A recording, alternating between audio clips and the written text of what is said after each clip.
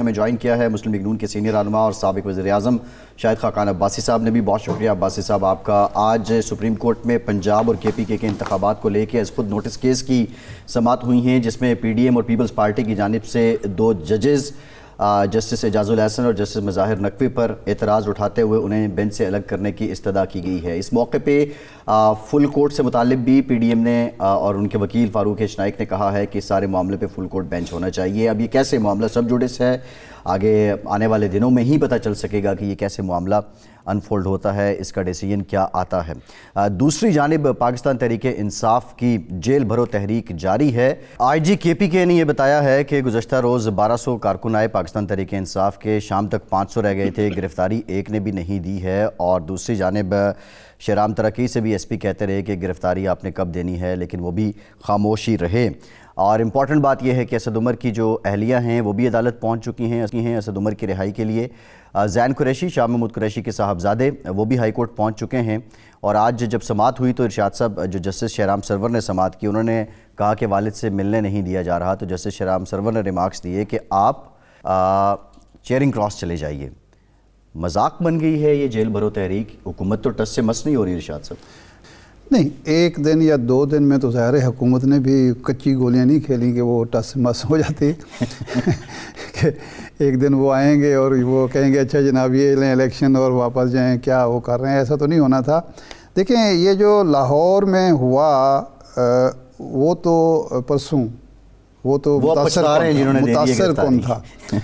لیکن جو 2 یہ واقعات ہوئے ہیں، عباس صاحب سے گفتگو کرتے ہیں لیکن میں تھوڑا سا ایک لبرٹی لے کے، جی، یہ جو اسد عمر صاحب کی اہلیہ گئی ہیں، گرفتاری غیر قانونی ہے، اور زین قریشی صاحب گئے ہیں کہ جی ان کے حقوق کا تحفظ دیا جائے. دیکھیں، رضاکارانہ گرفتاریاں آپ جب دیتے ہیں تو اس میں ہر طرح کے حالات کا مقابلہ کرنا ہوتا ہے. ایک لاہور کے مشہور کردار تھے علامہ حسین میر کاشمیری. جی، وہ عالم بھی تھے، مسجد چینیاں والے کے خطیب تھے، وہ صحافی بھی تھے، اچھا، وہ سوشل پولیٹیکل ایکٹیوسٹ بھی تھے، اور شاعر بھی تھے. اچھا، وہ بڑی ہمجہت شخصیت تھی. تو مجلس احرار اسلام سے ان کا تعلق تھا. مجلس احرار اسلام نے انگریز حکومت کے خلاف عدم تعاون کی تحریک شروع کی. علامہ احسان اللہ ظہیر صاحب، علامہ حسین میر کاشمیری صاحب نے پشاور سے گرفتاری دے دی. جی، تیسرے دن عطا اللہ شاہ صاحب بخاری صاحب لاہور میں محفل تھی، مجلس تھی، بیٹھے تھے، تو علامہ صاحب وہاں پہنچ گئے. تو انہوں نے پوچھا کہ علامہ صاحب آپ نے تو گرفتاری دی تھی، تو آپ یہاں کیسے؟ کہنے کہ جناب ہم عدم تعاون کی تحریک چلا رہے ہیں. حکومت ہمیں باہر رکھنا چاہتی تھی، انگریز حکومت، ہم جیل چلے گئے. اب جب ہم جیل چلے گئے تو حکومت کی خواہش تھی کہ میں جیل میں رہوں، میں نے عدم تعاون کیا، ضمانت کرا کے باہر آ گیا. تو PTI کے دوستوں کو چاہیے کہ آپ اس طرح نہ کریں، تھوڑا سا حوصلہ کریں. لیکن جناب شاہد خاقان عباسی صاحب السلام علیکم، یہ فرمائیں کہ یہ جو صورتحال اس وقت بن رہی ہے، جی یہ جو صورتحال بن رہی ہے، جیل بھرو تحریک شروع ہو گئی ہے، ایک انریسٹ تو ظاہر ہے، آپ مانیں گے، اس سے سیاسی اور معاشی عدم استحکام جو ہے وہ مزید بڑھے گا.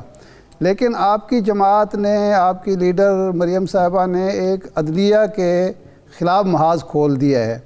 تو یہ صورتحال ہے، کیا یہ مناسب ہے ملک کے لیے؟ اور سجاد علی شاہ کے حوالے سے آپ کی پارٹی بڑی وضاحتیں کرتی رہی ہے، تو آپ پھر اسی طرف معاملات کو نہیں لے جا رہے؟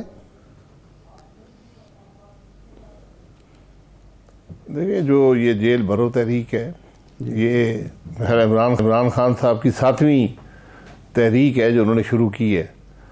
پہلی 6 بھی ناکام رہی ہیں اور یہ بھی ناکام ہو گئی ہے. اچھا، جیل کی بات کرنا آسان ہوتا ہے، ذرا جیل بھگتنا تھوڑا مشکل کام ہے. اس لیے آج اگر ہم ملک کی استحکام کی بات کرتے ہیں تو اس میں سب کو حصہ ڈالنا ہے. یہ آج کوئی بھی اس سے مستثنیٰ نہیں ہے. اور اگر ہم الزامات کی بات کرتے ہیں تو کوئی بھی بری ذمہ نہیں ہے کہ ملک کے حالات یہاں پر کیسے پہنچے، سب اس میں حصے دار ہیں. تو آج آپ نے مریم صاحبہ کا بات کی. عدلیہ جب ایک فیصلہ کرتی ہے جو متنازع بن جاتا ہے، جو قانون اور آئین کے مطابق نہیں ہوتا، تو پھر اس پر تنقید ہوتی ہے. یہ ایک بڑی بنیادی سی بات ہے. تو یہ جو جوڈیشری ہے اس کو اپنے عمل سے یہ ثابت کرنا ہوتا ہے کہ ہم غیر جانبدار ہیں اور ہم جانبداری سے فیصلے نہیں کرتے. بدقسمتی سے ہماری یہ روایت نہیں رہی. اسی لیے آج جو ججز کے نام ہیں، جو فوٹو ہیں، وہ جلسوں کی زینت بن رہے ہیں.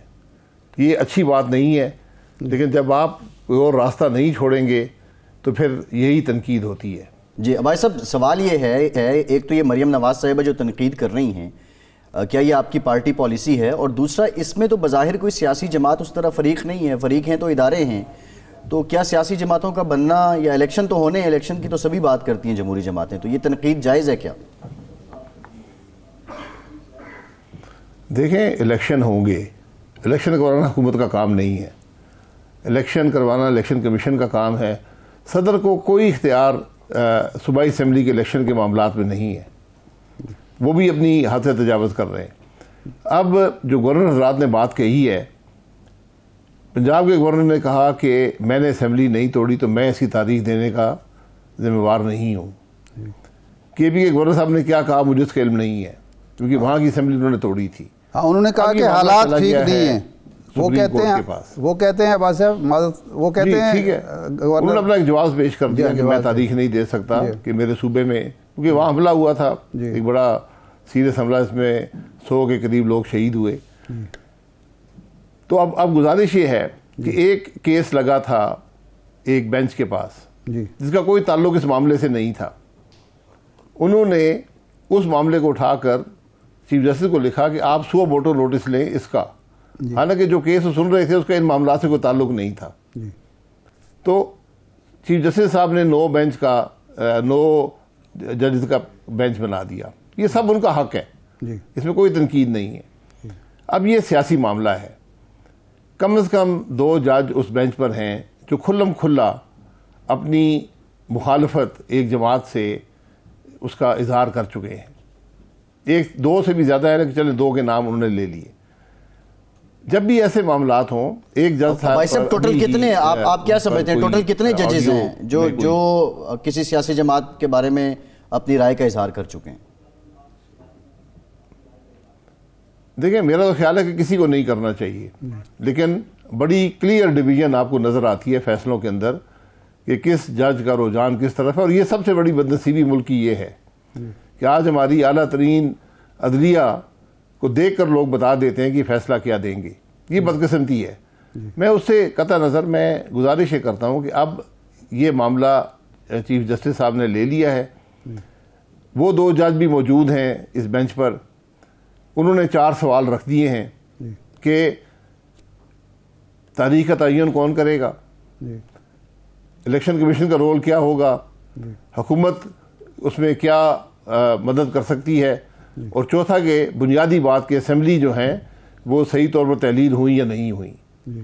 اب یہ فیصلہ ہو جائے گا.